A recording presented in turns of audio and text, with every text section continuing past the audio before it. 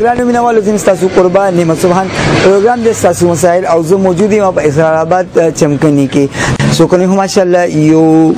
ماډرن کلی دی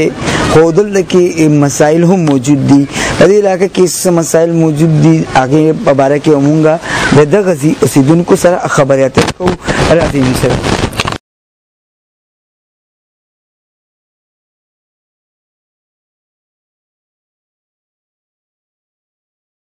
دا راته وایي چې دلته کې څه مسایل دي چونکې یو خبره اهم دا ده چې دلته کې نن سبا د پراپرټۍ ډېر زور دی هر میاشت کې 15 شپږ کوره زیاتېږي اضافه مسله پیله زمونږ دغه ده چې دغه ځای کې هلاکه کې غیر چاپېره کیبل لګېدلی دی چونکې مونږ د کیبل نه محروم یو ولې چې زما سره د پروف ادا دی ما سره لیټرې دي چې مونږ دا د 2019 نه ورکړي دي واپډې والا ته او دا سیزونه باندې اوسه پورې عمل درآمد نه دی شوی چونکې مونږ دا خبره کوو چې زمونږ بجلی رستو نه 3 فیز دا او دغه ځینې چې کم دی کنه دا مطلب دی 2 فیز راځي موږ ته د کمبو ضرورت هم دی په 250 کورو باندې 100 ترانسفارمر دی او 3 کال تقریبا زموږ مسلسل شو چې واب د چیف ایکسین ایکس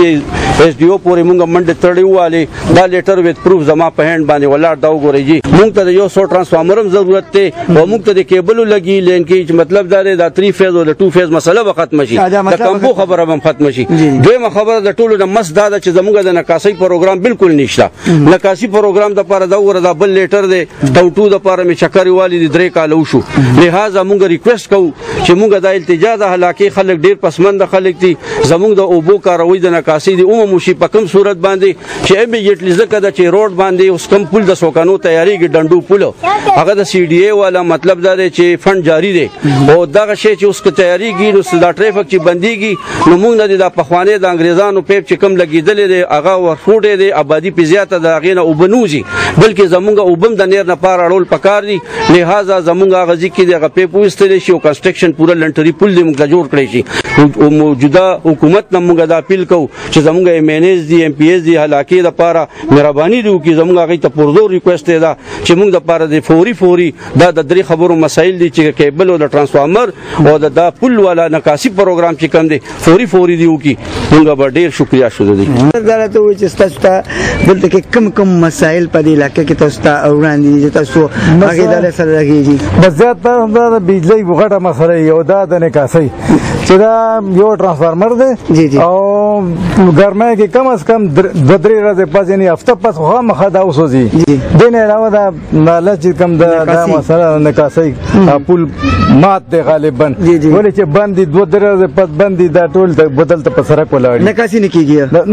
کیږي سرک خرابې دوه خطر ده ناظرین موږ سره موجود دي د پی ټی آی بانی رکن ډاکټر عنایت الله صاحب چې د علاقې دوره مو کو دا زینه مو کتل السلام علیکم سر وعلیکم السلام سر تاسو دا خپل وخت وستو د علاقې لپاره د نکاسي اب د مسله دام تاسو کته د بجلی پولونو د تارونو مثلا تاسو واورېدا تاسو سو اپینین په دې حق کې اعوذ بالله من الشیطان الرجیم بسم الله الرحمن الرحیم دا مسله چې کومه ده د اوس نه ده دا تقریبا د 2015-16 بلکې تر اوسه پورې دا مسله ده دې کې مونږه ټاون 2 ته هم تلو ملي صاحب را سره هغه ته مونږ هم دا ریکوست کړو چې کم از کم د لارې د لختي مسلې حل کړي دې سره سره د بجلی ډیره غټه مسله ده چې دې ته په دې دومره آبادی کې یو ترانسفارمر 100 ترانسفارمر لګیدل دي